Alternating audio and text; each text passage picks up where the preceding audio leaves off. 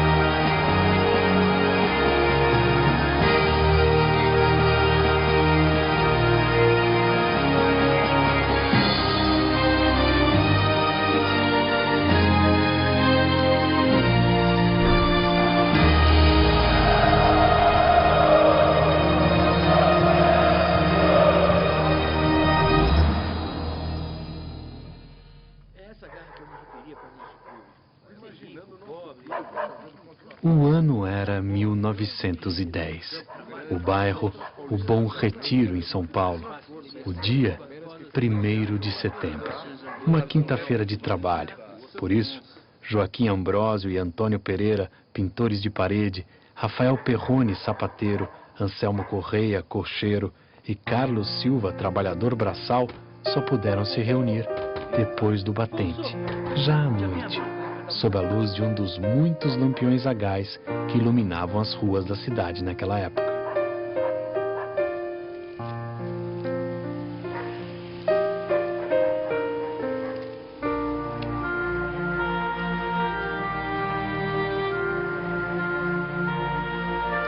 Eles tinham assistido a mais uma vitória do Corinthians Team, clube inglês que excursionava pelo Brasil.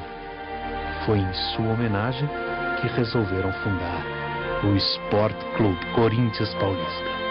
Um time que nascia pobre, com todas as dificuldades, mas já nascia grande, porque nascia nos braços do povo.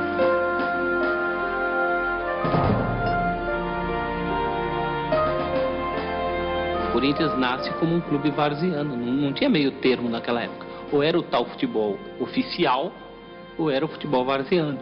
O Corinthians não tinha bala para pertencer ao futebol oficial, até pela sua origem.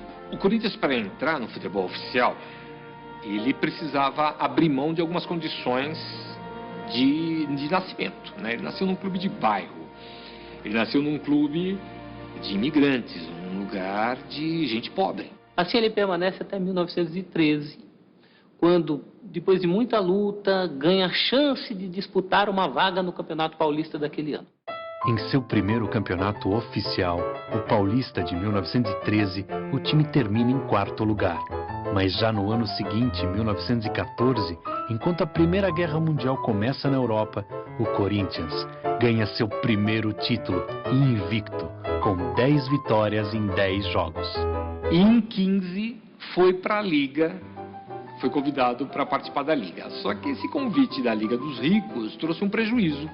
Em uma jogada muito bem ensaiada pelos clubes da elite, o time fica fora do campeonato da Liga Rica e seus jogadores se espalham pelos outros clubes.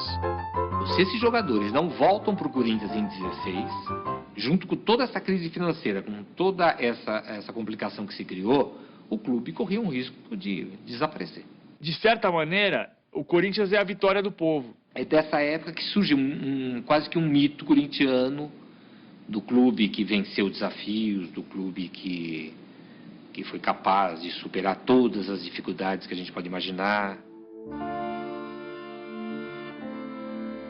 O Corinthians já tinha ídolos em geral advindos de outros clubes de várzea, principalmente de um clube muito raçudo da várzea do Bom Retiro, chamado Botafogo, clube vermelho e branco.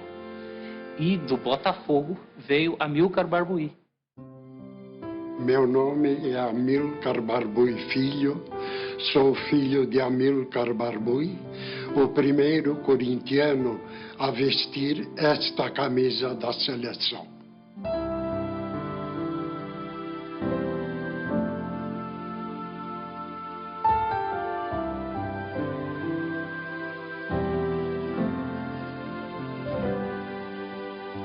Ele era elegante, calmo,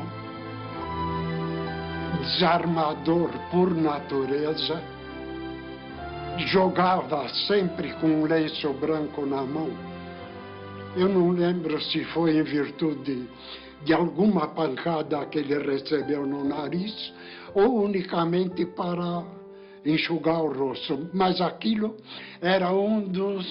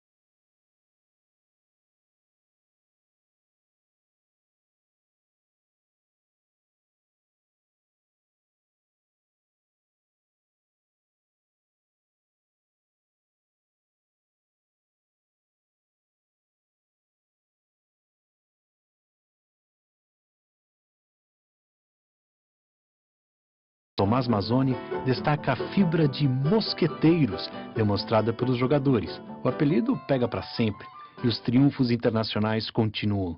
O Corinthians também goleia o Bolonha da Itália por 6-1, já embalado pelo seu primeiro hino.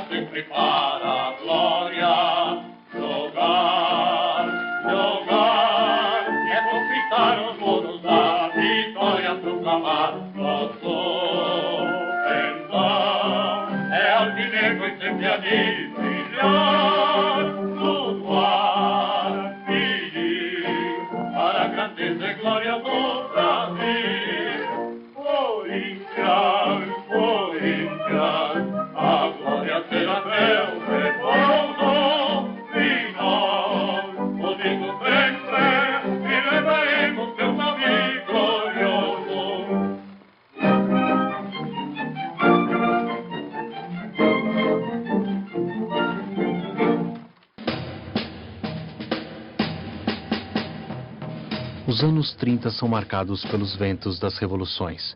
Enquanto Getúlio Vargas toma o poder no Brasil, a Itália fascista busca repatriar seus filhos, com a intenção de fazer do futebol italiano o maior do mundo. Me parece que quem deu essa ordem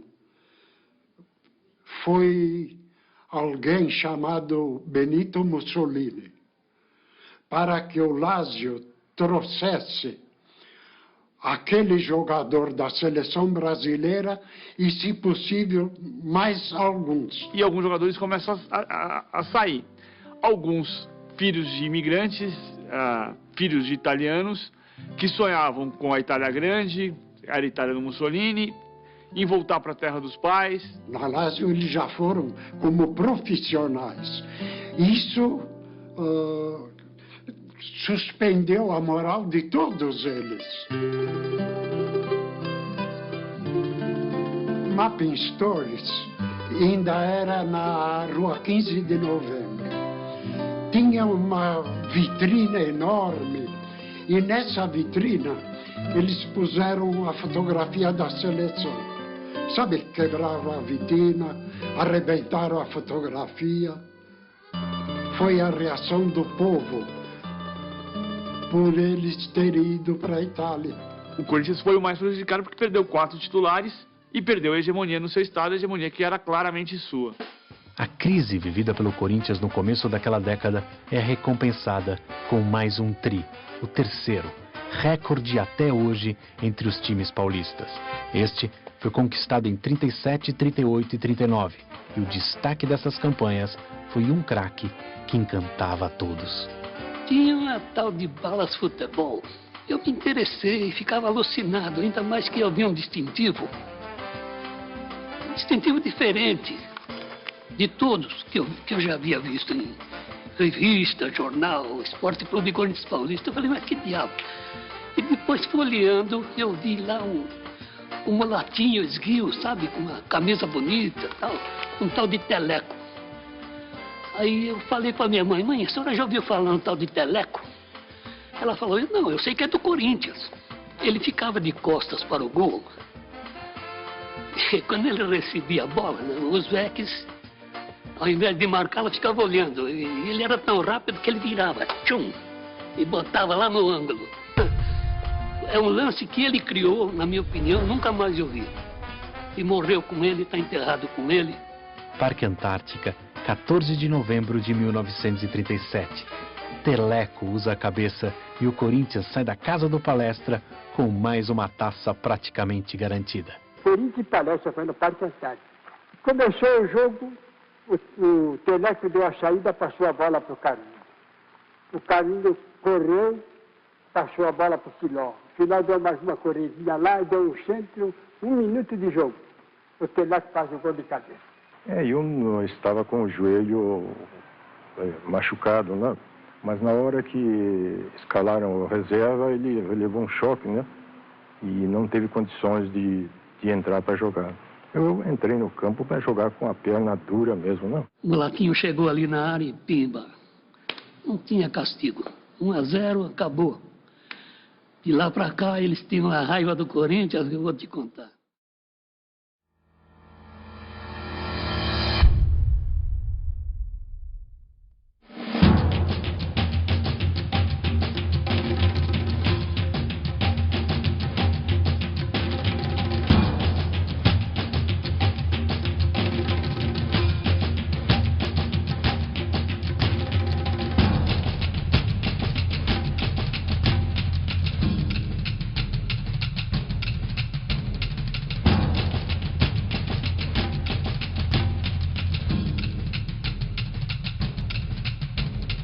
Essa rivalidade que eu acho que já vem lá de 1910, 1912, né? Quando foi fundado os times, quando houve aquela... se desligaram, isso já existe. E o bom que o futebol é isso, o futebol te traz essa incerteza, você não sabe se vai ganhar, se vai perder, se é favorito, se não é? Eu acho que a rivalidade é importante para o futebol. Bom, diz uma lenda que o Palmeiras é uma dissidência do Corinthians. Palestra Itália, hoje Palmeiras, fundado em 1914, o Esporte Clube Corinthians Paulista de 1910. Não é bem assim.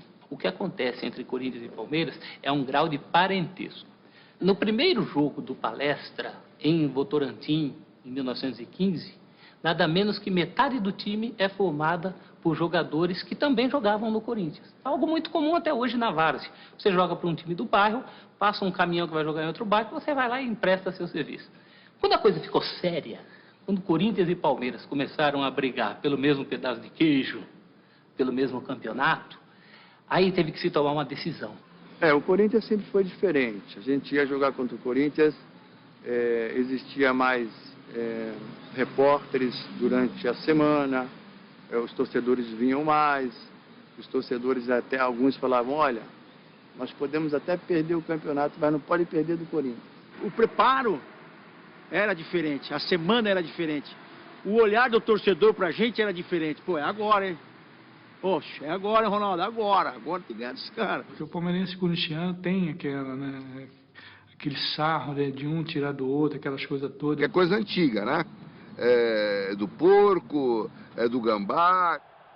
Isso aí foi em 79, né? Logo, praticamente já na minha chegada em São Paulo, né, aquele clássico, né? Corinthians e Palmeiras, né? E semifinal, né? Que a gente tinha que tirar o Palmeiras para ir para a final com a Ponte Preta. E realmente eu fiz o gol, né? Foi um gol de canela, chorado, mas a bola entrou no cantinho lá, né? E acabou tirando o Palmeiras fora. E aquele ali para mim foi o primeiro Corinthians e Palmeiras mesmo. Um jogo difícil, tava 2-1, né, pra gente, né? Tava 1-0, o Jorginho empatou, aí fizemos 2-1.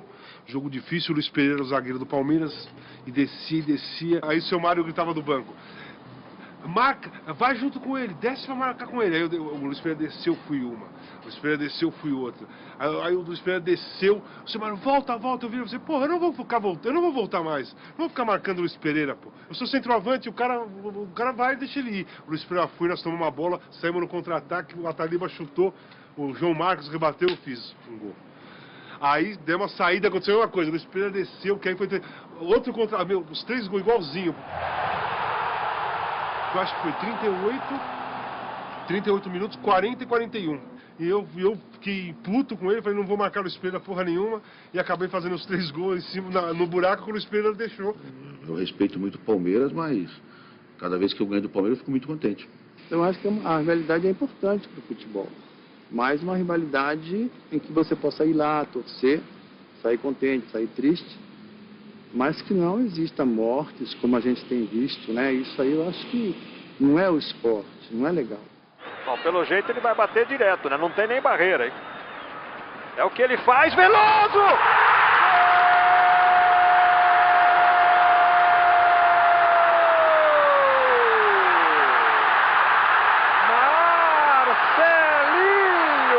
Detonou! Maravilhosa cobrança de Marcelinho! Na marca de 24 do segundo tempo. Quando eu morrer, eu quero no meu caixão. Quero ser cremada, se Deus quiser, quero ser cremada, e a minha cinza vai ser jogada na fazendinha, no Parque São Jorge. E o Neto falou, se ele estiver vivo, ele vai jogar. Senão, vai sobrar para o Lorimar.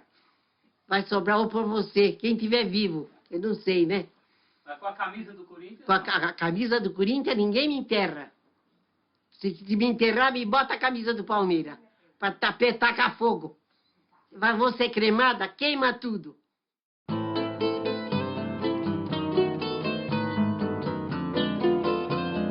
São Paulo já não podia parar. Em 1940 é inaugurado o Autódromo de Interlagos.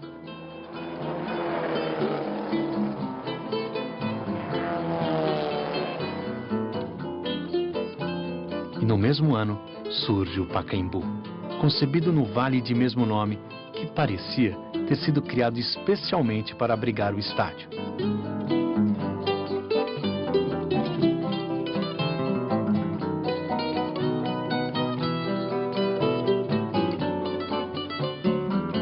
Com um projeto inspirado na estética de Albert Speer, o arquiteto de Hitler, o Pacaembu é inaugurado com um desfile de delegações esportivas no sábado e 2 jogos no domingo.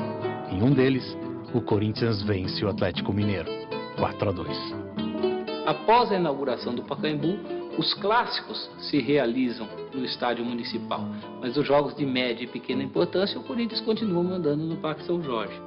A despeito de não realizar partidas com a frequência que deveria, o Parque São Jorge é um símbolo corintiano, é um Vaticano, uma Meca, é o lugar onde o corintiano se sente em casa.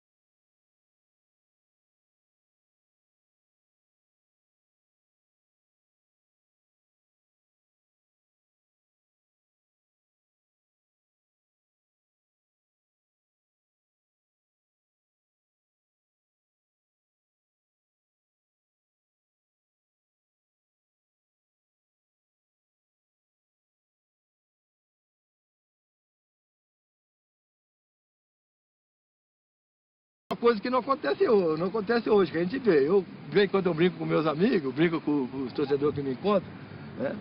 E naquela época, eu chegava debaixo do gol, a bola estava entrando, a torcida já estava levantando para gritar gol e chutar a bola, passar por cima da trave. A torcida aí, seu filho, entendeu? Passava mais uns 10 minutos, sobrava outra bola para mim, eu ia na cara do gol, então a torcida já ia gritar gol e mandava lá em cima. Então eu errava uns 2, 3 gols no jogo. Na hora que a torcida não estava esperando, eu fazia o gol. Muitos jogos que eu joguei, aconteceu isso daí. Eu perdi 3, 4 gols assim de cara com o goleiro, na frente do goleiro, chutei pra fora, chutei por cima. Até hoje, de vez em quando eu jogo nos Masters aí, eu chuto a bola por cima. Aí a torcida fala, continuo mesmo. Claro, se eu não chutar a bola por cima, eu não sou o Geraldão.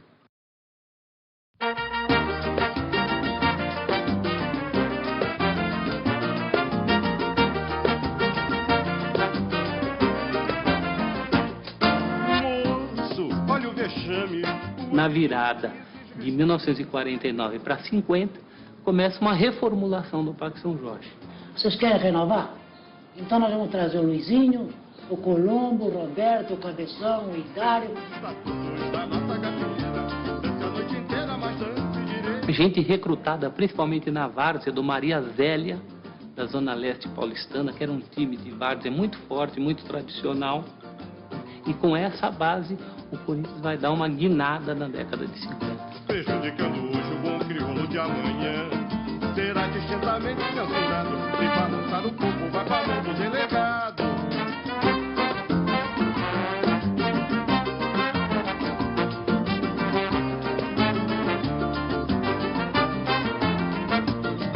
Moço, olha o vexame, o ambiente exige... Ora, esse time de Cláudio, Luizinho, Baltazar, Carbone, ô Rafael, Nonô, ô Simão, né? Roberto Belangeiro, Gilmar, opa! Eram jogadores todos de nível de seleção brasileira. Era um baita de um time, né? Como poucas vezes o Corinthians teve tanto jogador, né? Capaz de servir a seleção brasileira. Cláudio, Luizinho e Baltazar formam a Santíssima Trindade corintiana. Não é à toa que aqui nos jardins do Parque São Jorge há um busto para cada um.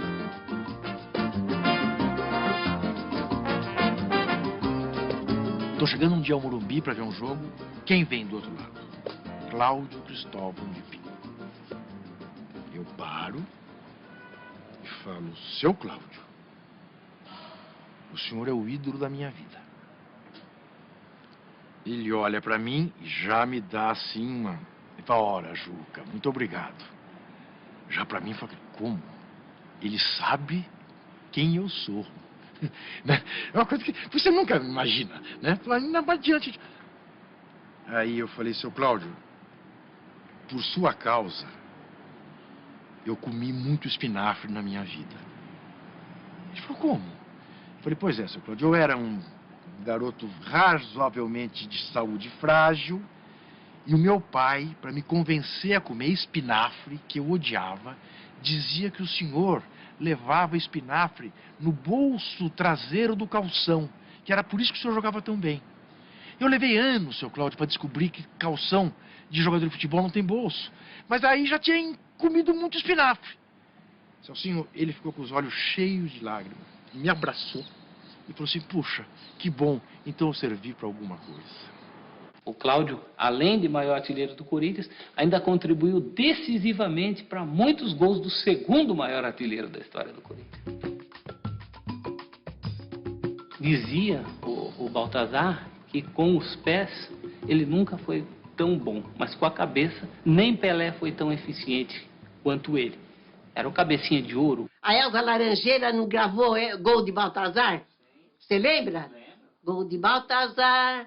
Salta o cabecinha, 1-0 no placar.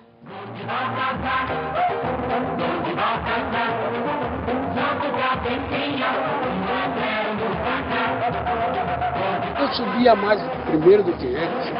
Eu subia primeiro do que eles.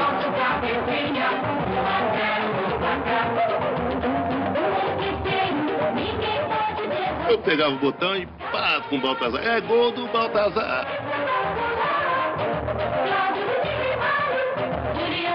Baltazar ganhou o concurso de popularidade, o craque mais querido do Brasil. Ele ganhou um automóvel. O automóvel dele pegou fogo, a torcida fez questão de dar outro carro para ele.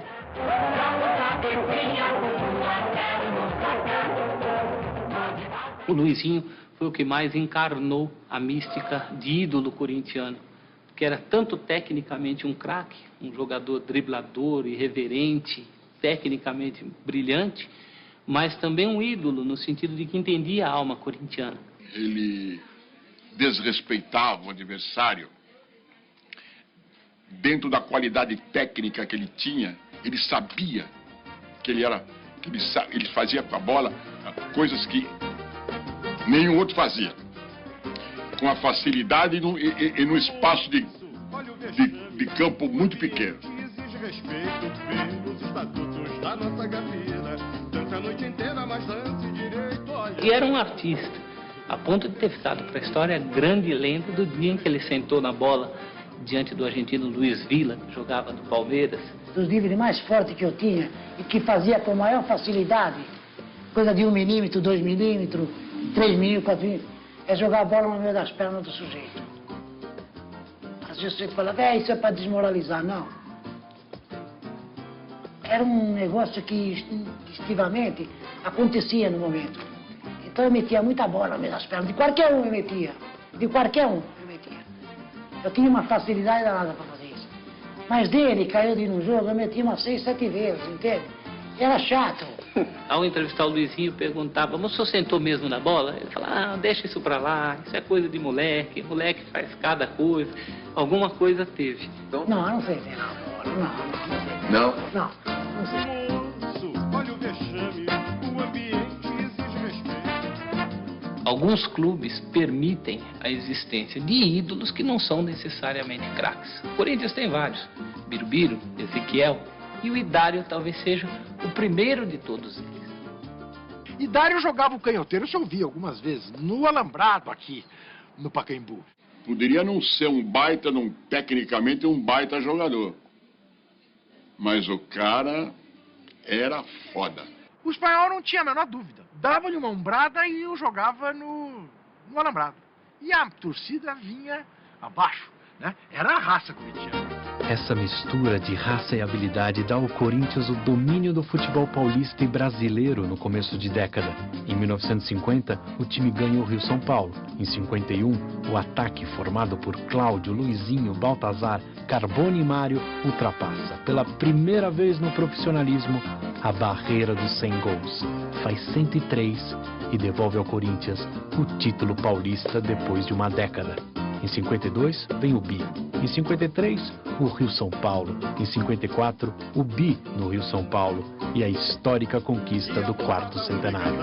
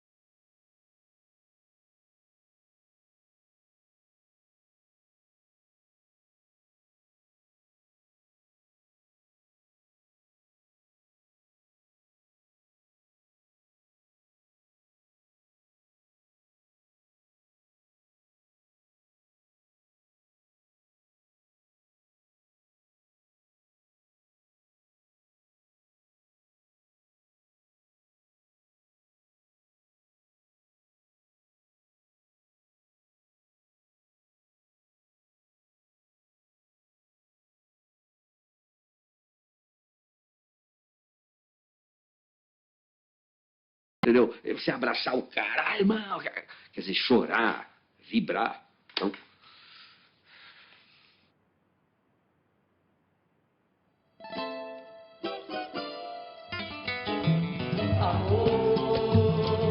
São 25 anos de felicidade. Amor, nossa bandeira vai cobrir toda a cidade.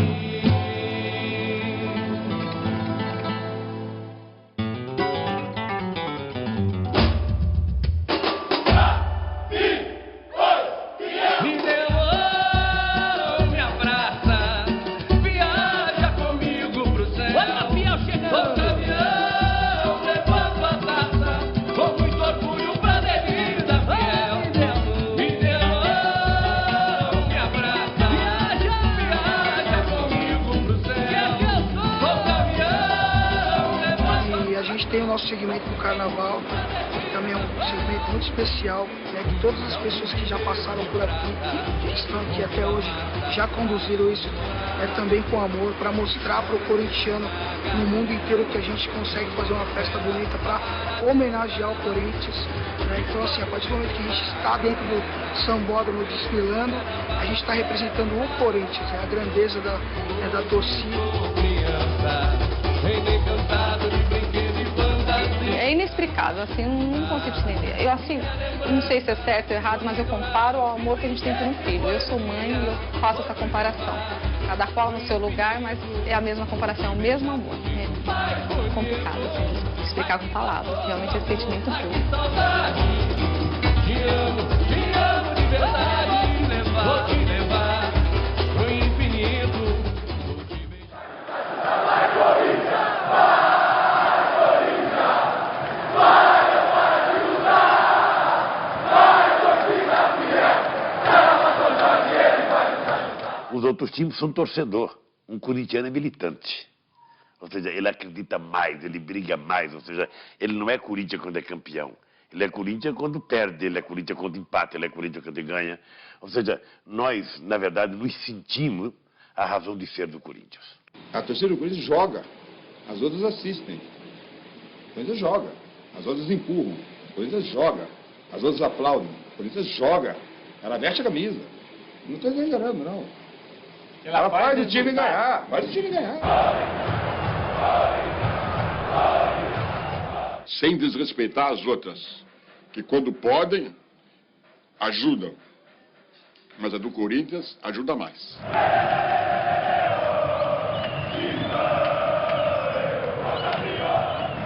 Isso passa pro jogador. Querendo ou não, o cara pode ser um nhaca, um sono lascado. O cara pode estar num sono violento. Mas a torcida gritando aquele incentivo, uma voz só dentro do campo. Então essa é a grande diferença. Essa é a grande força que tem o Corinthians.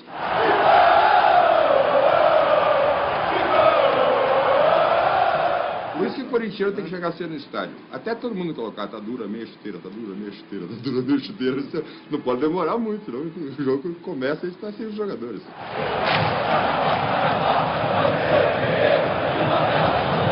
O torcedor, ele ganha jogo. Principalmente o torcedor corintiano que não para de cantar 1 minuto durante os 90 minutos. Mesmo com o time no sufoco ou perdendo, o torcedor tá lá cantando, né? Isso sim é torcer, isso é amar um clube, isso é amar os jogadores. Essa é a diferença do Corinthians com os outros clubes. É uma torcida fabulosa, só os malucos mesmo, né?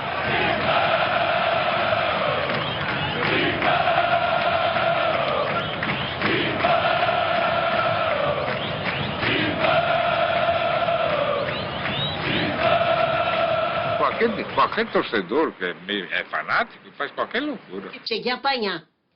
Corinthians e Ponte Preta, eu apanhei. Levei, eu não tenho vergonha de falar, mas eu dei também. Dei uma no saco do cara. Eu não podia com a mão, foi com o pé. Mulher com 20 anos para ter nenê e tem que sair no meio do jogo correndo porque começou o trabalho de parto, então tudo... Corintiano é diferente mesmo. Tem gente que passa fome para pegar um dinheirinho para juntar e para ir para o Corinthians, para o jogo. Para onde o Corinthians for. Eu agora, mesmo com o presidente, eu vejo pela internet. Ou seja, um tempo dentro o Corinthians jogou, eu estava num país, era 3 horas da manhã, sabe? Deixei ligado para assistir o jogo. Você não viu eu no estádio, meu filho? Você precisa ver eu no estádio. Eu escandalizo até a mãe que está morta. É mole, não é mole, não. Uma vez, um rapaz ficou 3 dias na porta do hotel para ganhar uma camisa do Corinthians. Quando nosso diretor conseguiu uma camisa para ele chorava. Eu estava na arquibancada. Eles paravam de gritar Corinthians e eu olhava para cima, assim, porque eu ficava sempre no cano, em primeiro lugar. Cambada de viado, filhas da puta! Vamos gritar Corinthians! Eu viajo 400 quilômetros de ônibus ou com os colegas meus para vir aqui para fazer essa história. Eu quero participar da história do Corinthians. Eu faço parte do Corinthians. Eu amo o Corinthians. A minha vida é o Corinthians. Minha mulher me falou um dia, eu vou te abandonar. Você abandona, mas eu não abandono o Corinthians. Eu não abandono o Corinthians. Tem milhões de mulheres no mundo. Se me abandona hoje, eu procuro outra amanhã. Mas o Corinthians é um só. Eu amo o Corinthians. E esse amor ao Corinthians teria sua expressão maior em uma tarde de muita chuva, 5 de dezembro de 1976.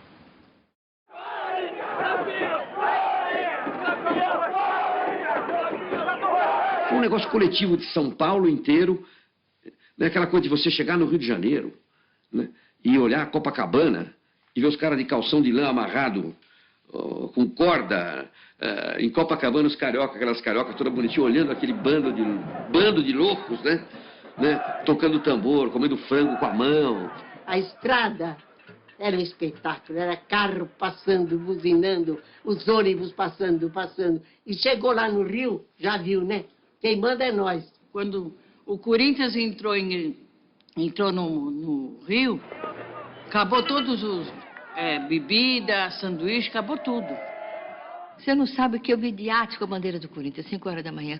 Indo lá para o estádio, eu falei, mas o que é? Mas eu chorei tanto.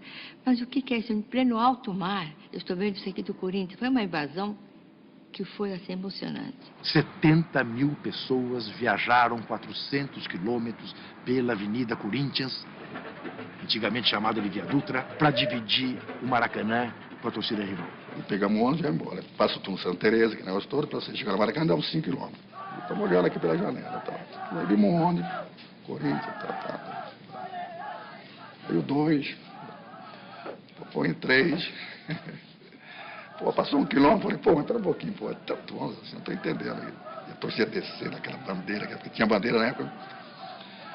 Cara, mais ou menos, andamos 4 quilômetros de ônibus. Falei, Moisés, tem alguma coisa errada, não é possível, os caras têm tanta gente assim aqui. Então. De repente, o Corinthians tomou conta do Maracanã. Ou seja, eu nunca vi demonstração de mais amor de um time do que essa. Quando a gente chegou no Maracanã, normalmente a gente chegava num canto, mirava onde a gente ia ver a nossa torcida para cumprimentar. Porque sempre entrava na frente, puxando o pessoal todo. E quando a gente subiu a escadaria, a gente olhou, poxa, para onde a gente vai? O anel todo tomado. Que o placar não é seu. Autorizado o menino. Levantou para a boca da notícia. Subiu o Geraldo de cabeça pro gol.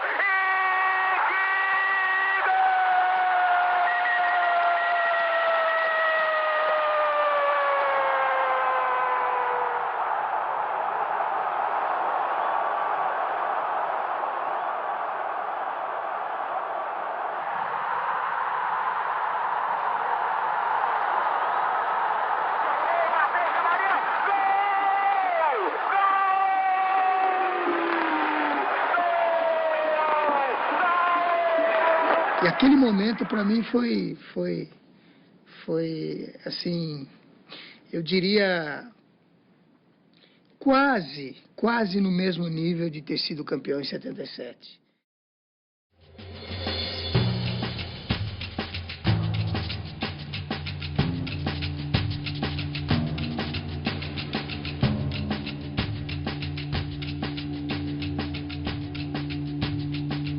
Eu vou te contar uma coisa, bicho. 22 anos, num time do tamanho do Corinthians, ficar sem um título é dolorido.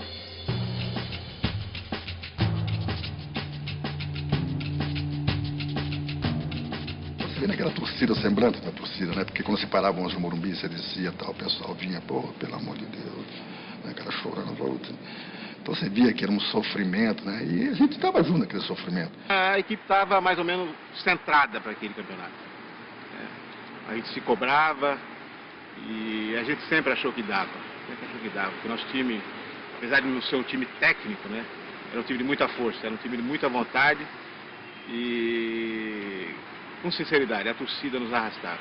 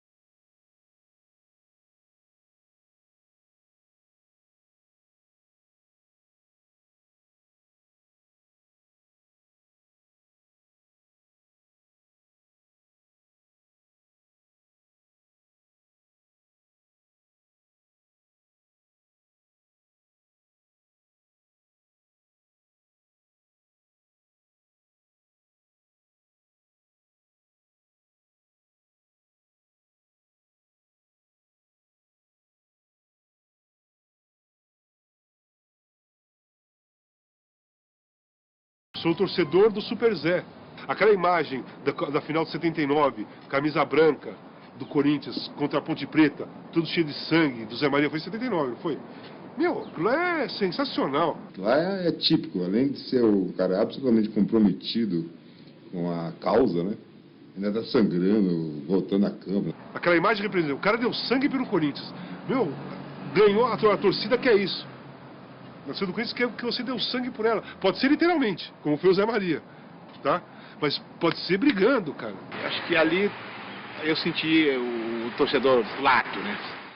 O ídolo é diferente do craque. O craque é o jogador de fino trato com a bola. O ídolo é mais que isso. O ídolo tem coração. Ainda mais num time como o Corinthians. Você pode discutir se o Idário, se o Zé Maria, se o Vladimir foram craques. Mas ninguém discute que eles foram ídolos. O ídolo é mais que o craque.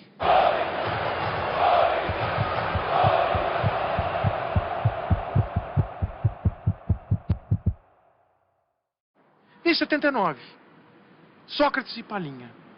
E aí o Corinthians resolve virar um pouco aquilo que outros, né, achavam que só eles poderiam ser. Academia, e universidade de futebol, e futebol refinado. O Magrão e o Palinha resolveram mostrar que era possível. Eu sentia-se meio assustado, mas só que o meio assustado me dava muita tranquilidade, mentira, porque eu nunca me senti... Mentira! Mentira! Baixinho, para de falar mentira, rapaz. Dá licença, menino. Som. Não, esse aqui não. Cadê o cabelinho? Vai mais de 20 anos que eu não vejo essa coisa. Ele falou 30. 30 já? Você tá velho, hein? Porra, você tá velho. Eu sou avô ainda. Nós tínhamos uma simbiose. O meu cérebro com as pernas dele. É inteligência com as pernas, né? Depois que você saiu, eu fiquei atrás de um até o Biro pegar no breu.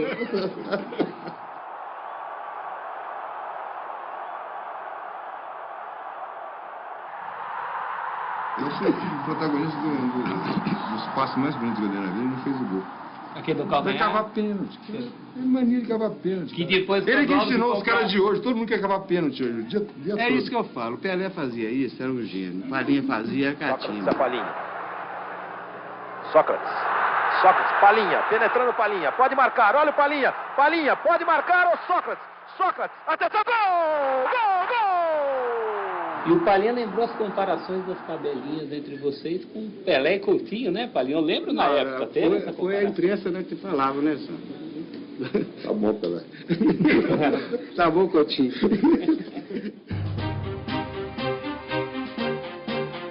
No Brasil do começo dos anos 80, abertura política, fim da censura e diretas já eram as palavras de ordem. No Corinthians, democracia. A democracia corintiana. Era um momento muito importante, porque os jogadores ajudavam a decidir as coisas, os jogadores davam palpite, davam opinião, ou seja, não era alguém mandando, era um coletivo decidindo as coisas. E foi um momento em que o Corinthians ganhou muita coisa. Então eu acho que a democracia corintiana foi um exemplo. Obviamente que os cartolas, sabe, falavam mal, que alguns cronistas esportivos que não gostavam da democracia falavam mal. A grande maioria da imprensa era contra a democracia corintiana, mas era a esmagadora maioria era contra. Isso é farsa, isso é bagunça, isso é justificativa para jogador faltar, para jogador não concentrar, para jogador beber. E ali nós juntamos um monte de gente que, se não tinha articulação política, se não tinha discurso político, tinha sensibilidade política. Chamar a responsabilidade também. Tinha sensibilidade, porque não dá para fazer... Tem que ter um retorno, né, também, né? Não dá para você fazer um movimento daquele em que o auxiliar de roupeiro tinha o mesmo peso que o diretor de futebol, ou que o jogador da seleção, que era eu, o voto dele tinha o mesmo peso. Não dá para fazer isso com duas pessoas. Todos estavam envolvidos, obviamente, todos estavam envolvidos. Cada um com o seu estilo. Na época dessa mudança, uma conversa franca com o técnico e com a própria direção, dos casados não concentrarem, virem na hora do jogo, o solteiro concentrar um dia antes, que era normal. Então, eu acho que foram mudanças positivas que veio para o bem do esporte no modo geral. A proposta de fazer uma autogestão era um barato, né? Você imagina um país numa ditadura, criarmos uma discussão política em cima da autogestão. Nós escolhemos o nosso chefe. Que se perguntar para jogador do Corinthians, não se perguntar para ninguém. Acabou aquele negócio de... E aí, o que você acha? E o cara respondendo, não, eu darei tudo de si para essa torcida que tanto... Não, começou a acabar com esse tipo de coisa, sabe? Começou a se perguntar o que você pensa disso, e política, e cinema, e música, e sociedade, e os jogadores começaram a ser porta-voz de um movimento realmente democrático em todos os sentidos, não no sentido político, no sentido de vida. O Corinthians vira nacional, de fato, em 82, 83, menos pelo bicampeonato paulista e mais pela discussão que o Corinthians suscitou no Brasil inteiro sobre como devam ser as relações trabalhistas num clube de futebol e também no embrião da campanha das diretas. Repita aqui, doutor. Repita aqui. Se a emenda for aprovada, você não vai embora do nosso país. Eu acho que é o momento em que o futebol fica inteligente no Brasil.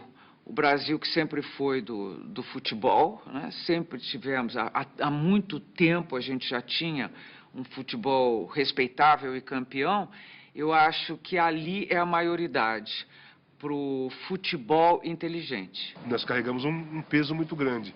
Eu tomava 5 blitz por semana na rua, da polícia. Os jornais, os críticos sempre acusando o Sócrates de irresponsável, de alcoólatra, eu de um drogado e tudo mais. O Vladimir porque era negro. Eu acabei sendo preso no dia 23 de dezembro de 82, depois do Campeonato Paulista. 1000 ameaças, né, chegavam pra gente ali. Nós éramos 30 pessoas contra o mundo. As nossas armas estavam em campo. A democracia corintiana foi a participação do futebol, a participação do esporte na luta pela redemocratização do país.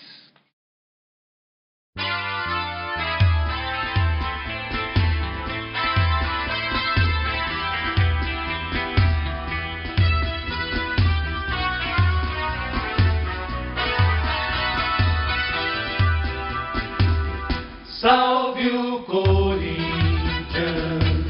o campeão dos campeões, eternamente dentro dos nossos corações. Salve o Corinthians, de tradições e glórias mil. Tu és orgulho dos esportistas do Brasil.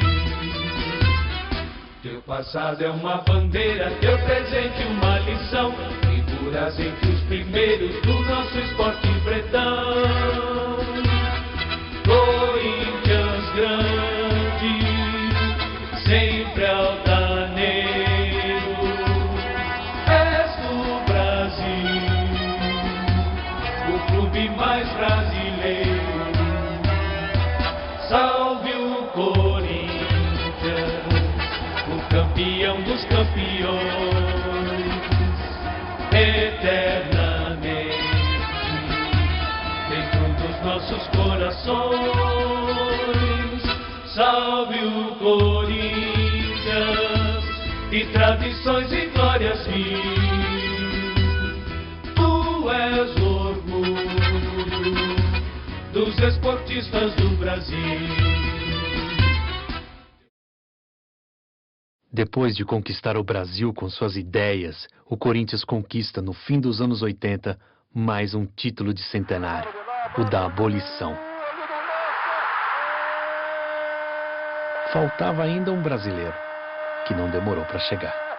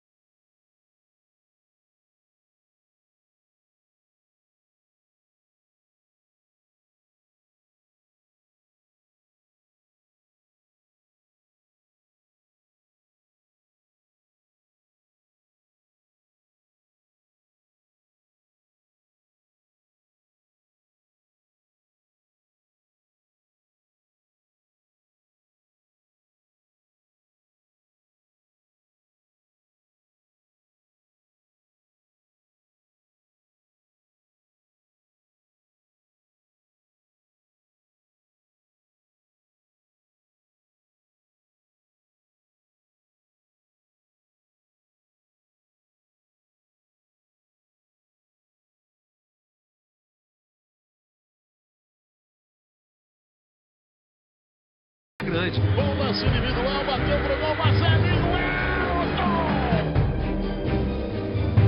grande lance, bateu pro gol, passa direitinho, cuidado! Tinha 25 mil corintianos no Maracanã porque era o que tinha de ingresso para o corintiano comprar. Se tivesse mais ingresso, teria mais gente. Deu pingou na trave, gol!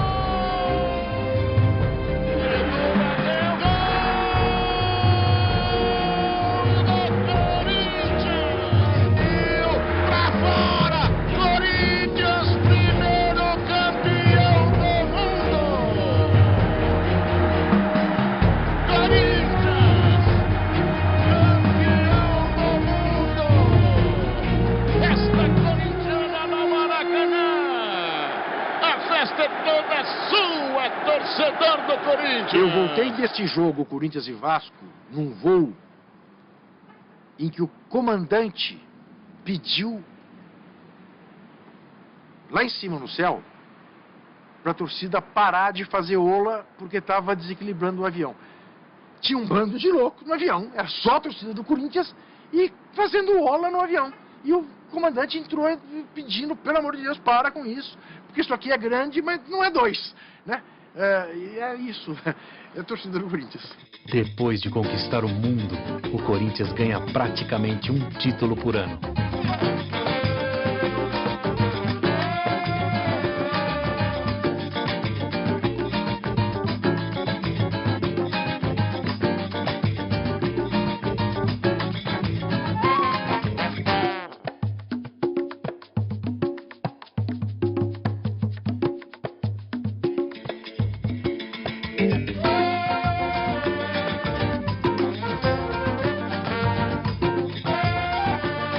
Em 2005, o Timão conquista seu 4º campeonato brasileiro.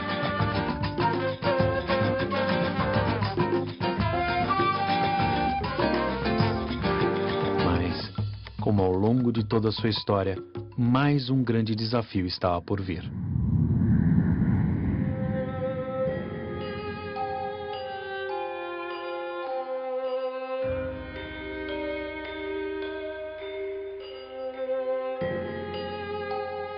Eu, particularmente, ainda tinha esperança.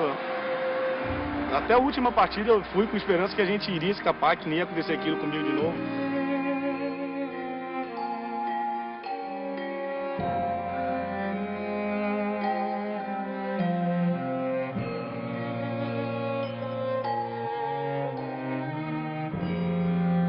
Hoje a maior dor que eu tenho como ser humano foi o dia que o Corinthians caiu. Foi muito difícil. E deixa pra lá, vai. Foi o modo mais difícil de aprender, mas felizmente aprendemos, né?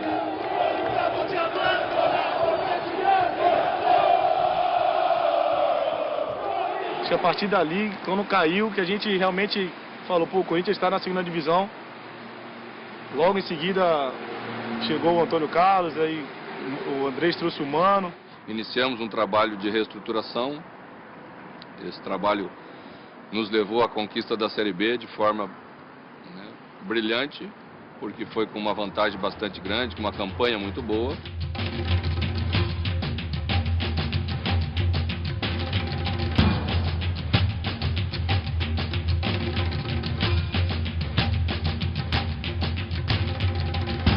O Coringão voltou.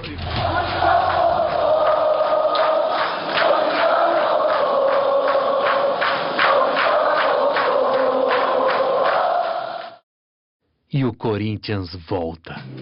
Volta com a força de um dos maiores jogadores de todos os tempos.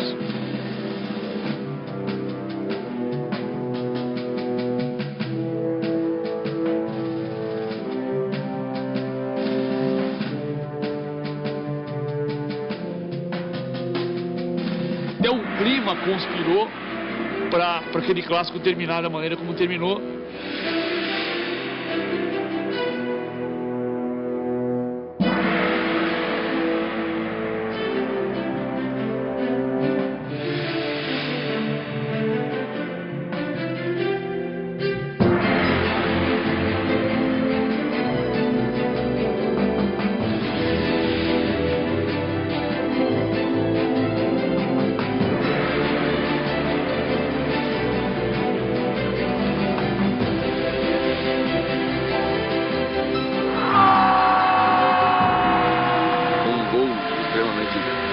importante e decisivo, só comprova a sua capacidade de estrela, de vencedor que tem.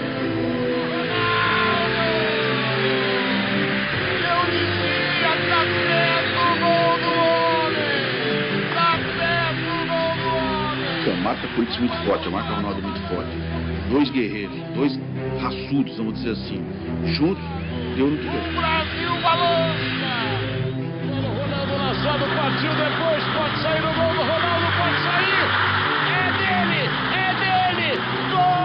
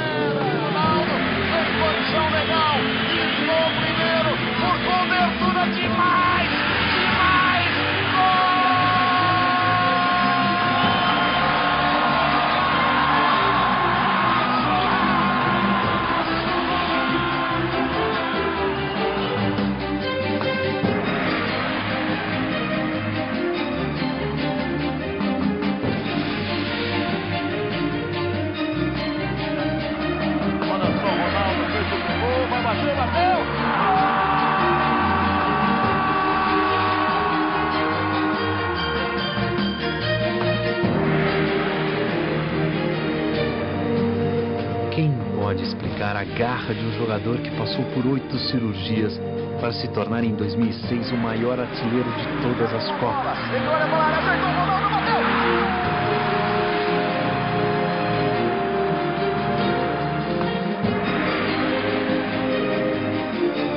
Quem pode explicar esse time que nasceu das mãos de 5 operários para se tornar um verdadeiro fenômeno social, que é eterno? Capaz de renascer a cada dia, a cada jogo, mesmo nos piores momentos.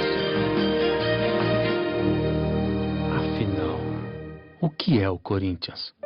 O Corinthians é um pouco a vitória de quem raramente consegue vencer. O Corinthians é uma república dentro do estado de São Paulo. Ali tem um povo, é outra linguagem, é outro idioma, tem outro governo, entendeu? São outros comportamentos, outra religião. Não é preto e branco, velho. É outra coisa. O Corinthians é um grande amor da minha vida. Eu não saberia viver sem o Corinthians. Acho que é um povo inteiro, né, que vibra intensamente pela sua glória. Te amo, Corinthians, te amo. É uma paixão inexplicável, né? Não tem explicação. Só quem é mesmo para saber o que é ser corintiano. Como eu amo o Corinthians, meu Deus. É o amor de amante, é o amor de marido, é o amor de filho, é o amor de tudo. É um amor do tamanho do mundo. Gostoso falar o Corinthians. E o amor pelo Corinthians é eterno, né? Não tem como acabar. Eu realmente sou uma pessoa feliz por ser corintiano. Graças a Deus, desde que nasci. Posso dizer que a minha vida vai perpetuar com o escudo do Corinthians dentro de mim. Tarde de domingo já sei que vou lá pro Pacaembu. O meu Corinthians vou ver. Aquele time que empolga a massa, vencendo cada jogo com vontade e muita raça. Só tem guerreiro nesse meio de campo e nunca tá de bobeira aquele que tá no banco. É tradição de todo o povo paulista, o campeão dos campeões é a favela na pista. Corintiano é o meu coração, sou Gaviões da fiel amante do Coringão. Eu faço parte dessa grande nação, sou maloqueiro, sofredor, sou torcedor do Timão. Eternamente eu te amarei, onde tu estiver contigo estarei. Perdendo ou ganhando vou cantar, vim lá do Parque São Jorge, ali é meu lugar. Eu sou Corinthians, corinteiro, sofredor guerreiro, o mais brasileiro. Eu sou Corinthians, em preto e branco, o meu cenário, sou centenário. Eu sou Corinthians, corinteiro, sofredor guerreiro, o mais brasileiro. Eu sou Corinthians, em preto e branco, o meu cenário, sou centenário. Aí, em preto e branco o seu manto sagrado, quem veste sua camisa é abençoado. vejo a torcida cantar, pro Todo-Poderoso nos iluminar. O 12º jogador, se o Corinthians joga, pode crer que eu vou. São tantas glórias, tantos anos de vida. 1910 no Bom Retiro surgia o alvinegro do meu coração. Doutor, eu não me engano, eu torço é pro Timão. Seja da elite ou seja do povão, aqui bancada numerada é só união. Tipo a estrela de Ronaldo, agarra de Zé Maria. Sonho de um garoto que vem da periferia. O gol de Viola, o chute de Basílio, a classe do doutor e a fé de Marcelinho. A explosão de Neto, a habilidade de Zenon. O novo Rivelino é formado no terrão. Como Vladimir, muita determinação. O carisma de Matheus, assim se forma um campeão. Eu sou Corinthians.